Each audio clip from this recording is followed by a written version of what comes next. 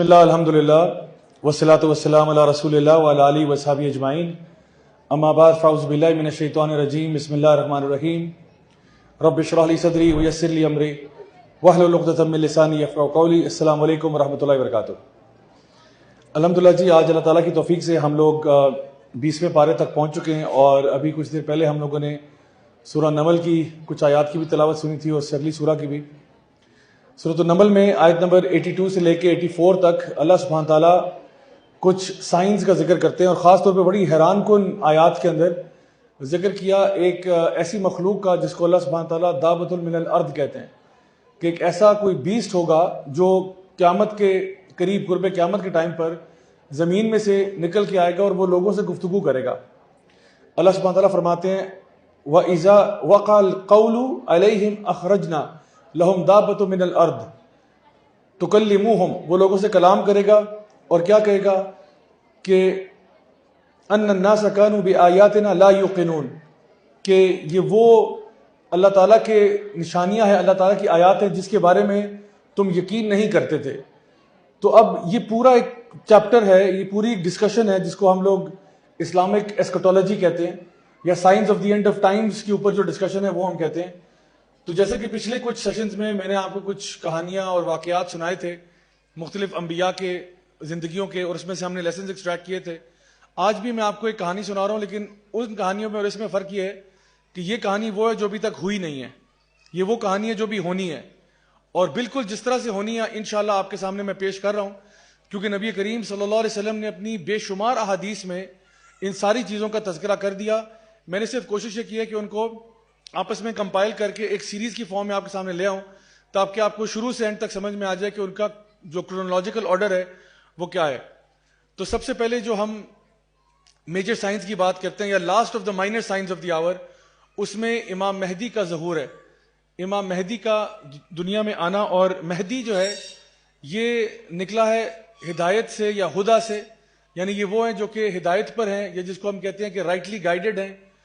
تو اللہ کی طرف سے وہ ہدایت پر تھے. اسی طرح سے ایک حدیث میں آتا ہے کہ نبی کریم صلی اللہ علیہ وسلم نے یہ بات ارشاد فرمائی کہ اگر قیامت میں ایک دن بھی باقی ہو گیا، قیامت آنے میں ایک بھی دن باقی ہوا، اللہ تعالیٰ اس دن کو طویل کر دے گا، حتیٰ کہ اس میں امام مہدی کو بھیج دے گا، اور ایک ہی رات میں امام مہدی کو اپنے رول کے لیے تیار کر دے گا. یعنی کہ امام مہدی جو ہیں وہ لیڈرشپ کے لیے ایک رات میں تیار ہوں گے. اس سے پتہ ہی چلا کہ امام مہدی کو خود بھی نہیں پتا ہوگا کہ میں امام مہدی ہوں. یعنی ان کی جو بھی صلاحیات ہیں، جو بھی خصوصیات ہیں، جو بھی کوالٹیز اور ایٹریبیوٹس ہیں، ویسے وہ شروع سے ہی بہت اچھے انسان ہوں گے، لیکن جو ان کی لیڈرشپ پوٹینشیل ہے وہ ایک رات کے اندر اندر اللہ تعالیٰ ان کو عطا فرما دے گا. اور آپ نے فرمایا کہ ان کی جو لینیج ہے وہ میری لینیج ہے، یعنی کہ نبی کریم صلی اللہ علیہ وسلم کے خاندان میں سے ہوں گے. بعض علماء نے بیان کیا کہ وہ حضرت فاطمہ رضی اللہ عنہا کی فیملی میں سے ہیں، بلکہ سیدنا حسن کی نسل میں سے ہیں، ان کی فیملی میں سے آگے ان کی لینیج میں سے ہیں. اور آپ نے فرمایا صلی اللہ علیہ وسلم نے کہ ان کا نام میرے نام جیسا ہوگا، اور ان کے والد کا نام میرے والد کے نام جیسا ہوگا. یعنی کہ امام مہدی کا جو اصل نام ہے وہ محمد ابن عبداللہ ہوگا. ان کے بارے میں ڈسکرپشن میں یہ بتایا کہ ان کا ماتھا چوڑا ہوگا، ناک ان کا جو ہے پرومیننٹ ہوگا یا اونچا ناک ہوگا، اور اس کے ساتھ ساتھ ان کا جو دور خلافت کہہ لیں، دور حکومت کہہ لیں، وہ بعض روایات میں 7 سے 9 سال کے بیچ میں بتایا جاتا ہے کہ اتنا عرصہ ہوگا جبکہ وہ زمین کے اوپر خلافت کریں گے. جس ٹائم پر وہ آئیں گے تو یہ بدترین دور ہوگا مسلمانوں کے لیے، یعنی کہ دنیا بھر میں بھی حالات بہت خراب ہوں گے. سب سے زیادہ مورل کرپشن اور جسے کہتے ہیں نا کہ جو سوسائٹل ڈیمیجز جتنے ہو سکتے ہیں، سب سے زیادہ ورس سچویشن ہوگی لوگوں کے لیے. یعنی جس میں کہہ سکتے ہیں کہ غربت بھی ہے، افلاس بھی ہے، اور فحاشی وغیرہ، اور یہ سارے جو برے جتنے بھی سوشل ایولز ہو سکتے ہیں وہ اس ٹائم پہ معاشرے میں عام ہوں گے. ان کا تعلق بیسکلی مدینہ سے ہوگا، لیکن حالات کی وجہ سے وہ مکہ کی طرف موو کر جائیں گے. اور بتایا جاتا ہے کہ اس زمانے میں مکہ میں ایک رولر ہوگا، ایک بادشاہ ہوگا جس کا اس ٹائم پہ انتقال ہوا ہوگا، اور اس بادشاہ کے 3 بیٹے ہوں گے. جیسے ہی اس بادشاہ کا انتقال ہوگا، جو اس کے 3 بیٹے ہیں وہ آپس میں لڑ پڑیں گے، اور لڑائی اس بات پہ ہو رہی ہے کہ اب حکومت میں کون آئے گا. تینوں بیٹوں میں آپس میں لڑائی چل رہی ہے. اسی دوران لوگ جو ہیں وہ امام مہدی کو پش کریں گے، کیونکہ وہ ایک بہت نیک اور صالح انسان ہوں گے، ایک بہت ہی اچھے انسان ہوں گے. ان کے بارے میں کچھ لوگ جانتے ہوں گے، اور وہ ان کو یہ کہیں گے کہ بھئی آپ اس عہدے پہ آ جائیں، کہ ہم آپ کے ہاتھ پر بیعت کرنا چاہتے ہیں. امام مہدی جو ہے وہ انکار کر دیں گے کہ بھئی میں نہیں چاہتا یہ. اس سے بھی ظاہر ہوتا ہے کہ امام مہدی جو ہے وہ خود پاور نہیں چاہتے، خود اتھارٹی نہیں چاہتے. لوگ ان کو کہہ رہے ہیں, لوگ ان کے پیچھے پڑ جائیں گے کہ آپ پلیز جو ہے نا یہ والا بیڑا سنبھال لیں, کیونکہ یہ جو لوگ ہیں, یہ جو بادشاہ کے بیٹے ہیں, یہ تو کام خراب کر رہے ہیں, اور حالات آلریڈی امت کے خراب ہوئے ہوئے ہیں, مزید خراب ہوں گے, آپ یہاں پہ آ جائیں. تو امام مہدی شروع میں تو جو ہے نا انکار کریں گے, اور پھر یہ ہوگا کہ وہ اس چیز کو ایکسیپٹ کریں گے. کب کریں گے؟ جب ایک لشکر جو ہے, جب پتہ چلے گا انہی, فار ایگزامپل آپ اس جگہ کے حالات کو ذرا انالیسس کریں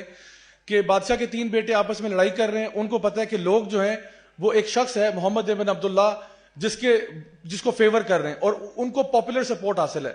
تو اب وہ جو بادشاہ کے بیٹے ہیں وہ ان کو ایک تھریٹ سمجھ رہے ہیں, اسٹیٹ کے خلاف ایک تھریٹ سمجھ رہے ہیں. تو ایک باقاعدہ طور پر لشکر جو روانہ ہو جائے گا مکہ کی طرف, کعبہ کی طرف, کہ جا کے امام مہدی کو جو ہے, جو محمد ابن عبداللہ ہیں, ان کو روکا جائے. اور ہوگا یہ کہ یہ جب لشکر روانہ ہوگا تو مکہ سے قریب بیضا کے مقام پر زمین اس لشکر کو نگل جائے گی. یعنی یہ ایک معجزہ ہوگا اللہ کی طرف سے کہ یہ جو لشکر آ رہا ہوگا یہ بھی مسلمانوں کا ہی ہوگا, مسلمانوں کی ہی آرمی ہوگی, مسلمانوں کا لشکر ہوگا, اور یہ بیضا کے مقام پر زمین اس کو نگل جائے گی سوائے ایک شخص کے جو وہاں سے فرار ہو کے جا کے خبر سنائے گا کہ جی پورا لشکر تو جو ہے زمین کھا گئی ہے. سیدہ عائشہ رضی اللہ عنہا نے نبی کریم صلی اللہ علیہ وسلم سے سوال کیا کہ یا رسول اللہ, یہ جو لشکر مسلمانوں کا زمین کھا جائے گی, ان کا حساب کتاب کیسا ہوگا؟ تو آپ صلی اللہ علیہ وسلم نے فرمایا کہ ان میں ہر بندے کا حساب اس کی نیت کے مطابق ہوگا. ہو سکتا ہے کچھ لوگ اس لشکر میں ایسے ہوں جن کو واقعی میں لگتا ہو کہ یہ جو شخص آیا ہوا ہے یہ واقعی میں کوئی اینٹی اسٹیٹ ایکٹیویٹی کرنا چاہتا ہے, فساد کریٹ کر رہا ہے وغیرہ وغیرہ, کوئی ایسے خیالات ہوں, اور ان کو لگتا ہو کہ ہم ایک لیجٹمیٹ جنگ کے لیے جا رہے ہیں. اور بیچ میں کچھ ایسے لوگ بھی ہوں گے جن کو اچھی خاصا پتا ہوگا کہ غالباً یہ شخص وہ ہو سکتا ہے جس کی پیشن گوئی کی گئی ہے, اور وہ ان کے دل میں بغض اور کینہ ہوگا, اور ان کا حساب پر اسی جو ہے نا اعتبار سے ہوگا. اب جب یہ لشکر روانہ ہو گیا اب, اور اس کو زمین کھا گئی, اب لوگوں کو یقین ہو گیا کہ یقیناً یہی امام مہدی ہیں, اور اب لوگوں نے حجر اسود اور مقام ابراہیم کے بیچ میں امام مہدی کے ہاتھ پر بیعت ہو جائیں گے, اور ان کو اپنا خلیفہ, نیا خلیفہ اپوائنٹ کر لیں گے. اور اس ٹائم پر امام مہدی جو ہے وہ نہ صرف ایک علاقے کے بلکہ پوری امت مسلمہ کے خلیفہ ہو جائیں گے, اور پھر اب وہ مسلم امہ کو وہاں سے لیڈ کریں گے. امام مہدی کا اس خلافت کے رول پہ آنے کے فوراً بعد سب سے پہلا جو آرڈر آف دا ڈے ہوگا وہ یہ ہوگا کہ قسطنطنیہ جو ہے, یا کانسٹینٹینوپل, یا جس کو استنبول کہتے ہیں, بتایا جاتا ہے وہ اس ٹائم پہ کفار کے ہاتھ میں ہوگا. اب ان احادیث میں تھوڑا سا علماء کے بیچ میں اختلاف ہے, لیکن بائی اینڈ لارج میں آپ کو سمرائز کر کے شارٹ فارم میں بتا رہا ہوں کہ قسطنطنیہ جو ہے وہ اس ٹائم پہ کفار کے ہاتھ میں ہوگا. امام مہدی جو ہے اپنا ایک لشکر سب سے پہلے روانہ کریں گے کہ قسطنطنیہ کو آزاد کیا جائے, اور آزاد ہو بھی جائے گا, قسطنطنیہ آزاد ہوگا, اور اسی طرح سے یکے بعد دیگرے کچھ وکٹریز جو ہیں وہ مسلمانوں کو ملنا شروع ہوں گی. اس کے بعد مسلمانوں کے حالات بہت اچھے ہو جائیں گے, اتنے اچھے ہو جائیں گے جتنے کبھی مسلمانوں نے اپنی تاریخ میں کبھی نہیں دیکھے ہوں گے. حدیث میں آتا ہے کہ اللہ تعالیٰ رحمتوں کی بارشیں برسائے گا, زمین سے خزانے نکل نکل کے باہر آئیں گے, فروٹس, ویجیٹیشن, کراپس, حتیٰ کہ امام مہدی جو ہے لوگوں میں پیسے تقسیم کریں گے اور بغیر گنے بانٹیں گے. یعنی کوئی کوٹا سسٹم نہیں ہے, کوئی راشن سسٹم نہیں ہے, اتنا مال آ جائے گا مسلمانوں کے پاس کہ وہ بغیر گنے جو آئے گا منہ مانگی چیزیں اس کو عطا کرتے جائیں گے. تو یہ ایک بہت ہی خوشحالی کا دور ہوگا.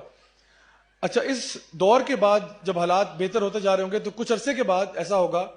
کہ ایک افواہ پھیلے گی کہ دجال جو ہے وہ اس کا ظہور ہو گیا,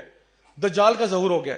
امام مہدی فوراً سے ایک لشکر روانہ کریں گے کہ جس جگہ پہ خبر آئی ہوگی کہ وہاں پہ موجود ہے,